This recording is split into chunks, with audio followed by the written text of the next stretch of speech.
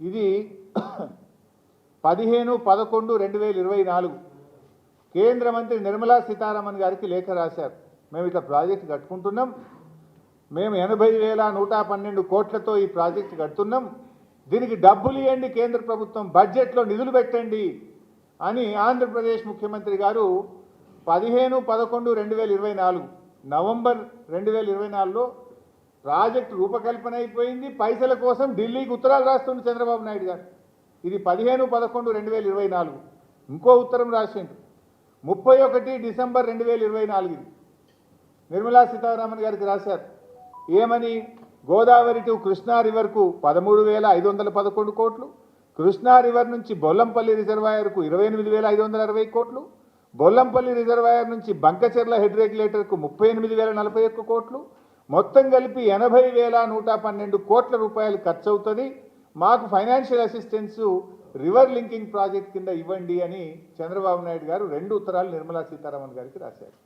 దీని మీద ఆర్థిక శాఖలో ఫైల్ కదులుతూ ఉంది.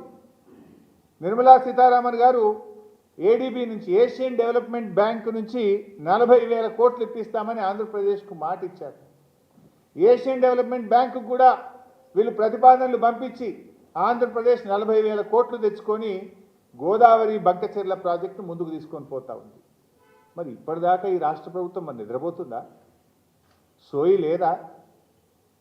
వాళ్ళేమో ప్రాజెక్టు రూపకల్పన అయిపోయింది, కేంద్ర ప్రభుత్వాన్ని డబ్బులు అడుగుతూ ఉన్నారు, ఏడీబీ దగ్గరికి వెళ్ళి డబ్బులు తెచ్చుకునే ప్రయత్నం చేస్తున్నారు. మీరు కనీసం మీకు బాధ్యత లేదా? గోదావరి మీద మా ప్రాజెక్టుల క్లియరెన్స్లు పెండింగ్లు ఉన్నాయి. ఏపీ రియాగ్నైజేషన్ యాక్ట్ ప్రకారంగా మేము ఒప్పుకోవాలి, అపెక్స్ కౌన్సిల్ సమావేశం జరగాలి.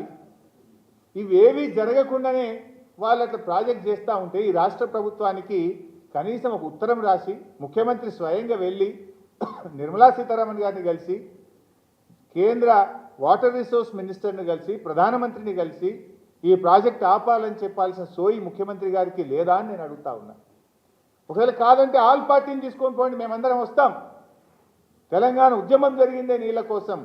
ఈ నీళ్ళల్లో మా వాటా తేల్చేదాకా, మా ప్రాజెక్టులకు అనుమతి వచ్చేదాకా మరి ఈ అక్రమ ప్రాజెక్టులకు ఏ రకంగా కేంద్ర ప్రభుత్వం సహకరిస్తుంది?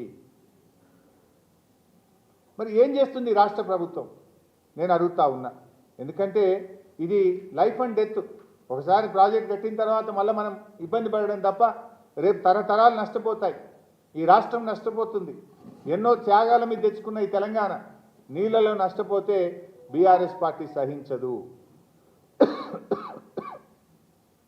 ఎందుకంటే ఇప్పటిదాకా నాకు బాధ కలిగేది ఏంటంటే వాళ్ళేమో ఉత్తరాల మీద ఉత్తరాలు రాస్తున్న ఫండ్స్కు కనీసం దీన్ని అపోజ్ చేస్తూ జీఆర్ఎంబీకి ఉత్తరం రాయాలి, సిడబ్ల్యూసీకి ఉత్తరం రాయాలి, వాటర్ రిసోర్స్ మినిస్ట్రీకి ఉత్తరం రాయాలి.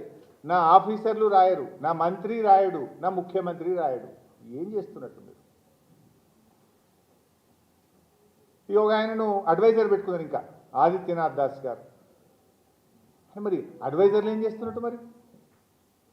మరి ఏంది ఇంతమంది అడ్వైజర్లు ఉండి, మంత్రి ఉండి, ముఖ్యమంత్రి ఉండి, డిపార్ట్మెంట్ ఉండి, సెక్రటరీలు ఉండి, ఈఎన్సీలు ఉండి మీరు ఏం చేస్తున్నారని నేను అడుగుతా ఉన్నా. ఈరోజు ఆ అడ్వైజర్ గారి గురించి చెప్తే బాధ కలుగుతుంది. ఎటువంటి వాళ్ళని అడ్వైజర్ తెచ్చుకున్నారంటే వీళ్ళు, ఆయన అక్రమంగా ఆంధ్రప్రదేశ్